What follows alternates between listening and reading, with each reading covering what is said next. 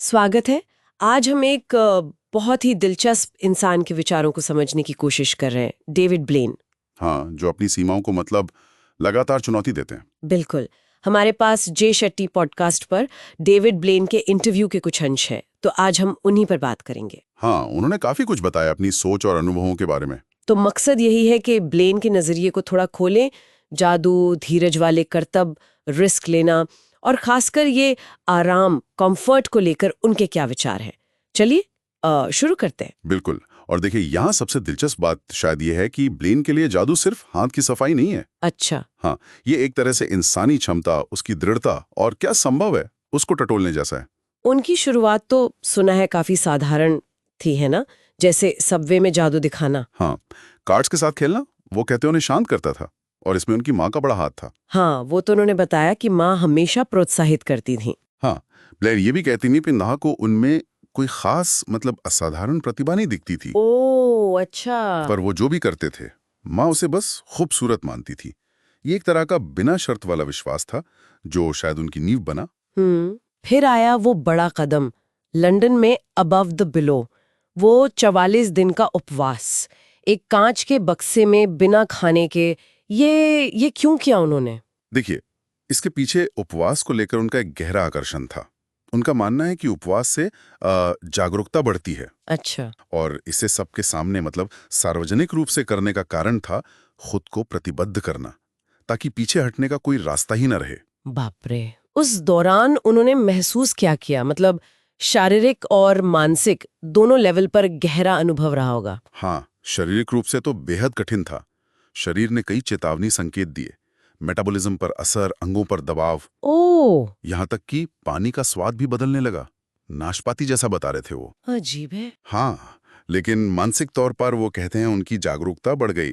लोगों से एक गहरा जुड़ाव महसूस हुआ जो शायद सामान्य जीवन में नहीं होता। इतने मुश्किल अनुभव के बाद सवाल तो उठता है कि वो ऐसे जोखिम उठाते ही क्यों हैं और कैसे तय करते हैं कि कौन सा जोखिम लेना है, कौन सा नहीं। बिल्कुल सही सवाल है। ब्लेन कहते हैं कि वो जोखिम का आकलन करते हैं, खासकर बेटी होने के बाद। हाँ, ये तो स्वाभाविक है। जैसे उन्होंने वो ज्यादा दिनों तक जागते रहने वाला स्टंट करने का विचार छोड़ दिया, क्योंकि दिमाग को स्थायी नुकसान का खतरा था और वो उन्हें गवारा नहीं था। तो मतलब वो अंदाजे से नहीं चलते, कुछ तैयारी, कुछ कैलकुलेशंस होती हैं। हाँ, वो गणित और छोटे परीक्षणों का इस्तेमाल करते हैं।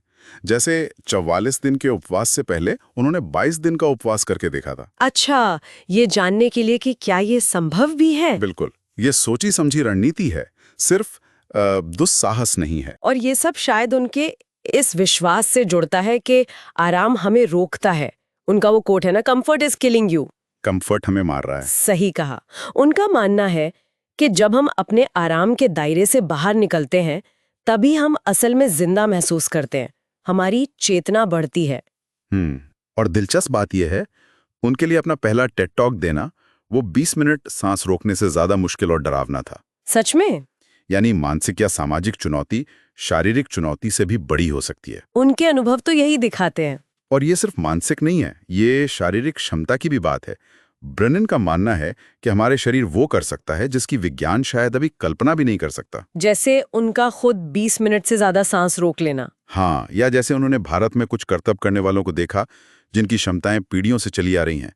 वो मानते हैं कि ऐसी क्षमताएं मौजूद हैं जो हमारी वैज्ञानिक समझ से शायद परे हैं। डर की बात करें तो उन्हें सबसे ज्यादा डर किस चीज का लगता है? इतना सब करने के बाद भी अपनी बेटी को कुछ होने का डर, वो सबसे बड़ा है। और माँ के मृत्यु का दर्द भी वो कहते हैं बहुत गहरा था, जैसे शरीर का कोई अंग टूट गया हो। लेकिन वो ये भी मानते हैं कि माँ की ऊर्जा हमेशा उनके साथ है, संकेतों के रूप में। जैसे वो लंदन बॉक्स के दौरान वो बैनर देखना, गॉड इज लव। हाँ बिल्कुल, जो उनकी माँ के आखिरी शब्द थे। और सबसे डरावना स्टंट कौन सा रहा उनके लिए? किंग कोबरा को चूमना, क्योंकि उसमें गलती की कोई गुंजाइश नहीं थी, सीधा मौत का खतरा। ओह, तो इन सब अनुभवों से ब्लेन ने सीखा क्या?